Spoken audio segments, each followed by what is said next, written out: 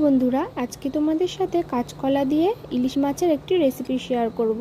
প্রথমে আমি এখানে দুটো মাছের মাথা ও লেজা নিয়ে নিয়েছি, তাতে নুন, হলুদ, লঙ্কার গুঁড়ো মাখিয়ে নেব। এরপর কাঁচকলার মধ্যে হলুদ দিয়ে সিদ্ধ করে নেব। কড়াইতে সর্ষের তেল দিয়ে ইলিশ মাছের মাথা লেজাগুলো ভেজে নেব। পর ওই একই তেলের মধ্যে কেটে রাখা আলু, তার মধ্যে নুন হলুদ দিয়ে ভেজে তুলে নেব। সিদ্ধ করে রাখা কাঁচকলাটাও হালকা লালচে করে ভেজে নেব, ভেজে তুলে নেব। এই সর্ষের তেল দিয়ে তাতে জিরে ফোড়ন দিয়ে দেব, দিয়ে তার মধ্যে আদা জিরা বাটা দিয়ে দেব, দিয়ে ভালো করে কষিয়ে নিয়ে তাতে দিয়ে দেব সামান্য পরিমাণ জল। এরপর কিছু গুঁড়ো মশলা অ্যাড করব, তার জন্য নিয়েছি হলুদ গুঁড়ো, লঙ্কা গুঁড়ো আর সামান্য পরিমাণ ধনে গুঁড়ো। দিয়ে ইলিশ মাছের মাথাটা দিয়ে দেব ভেজে রাখা সবজিগুলো, ভেজে রাখা সবজি দিয়ে দেব জল। ফুটে এলে বাকি মাছগুলো দিয়ে দিলেই আমাদের রেডি হয়ে যাবে কাঁচকলা দিয়ে ইলিশ মাছের ঝোল।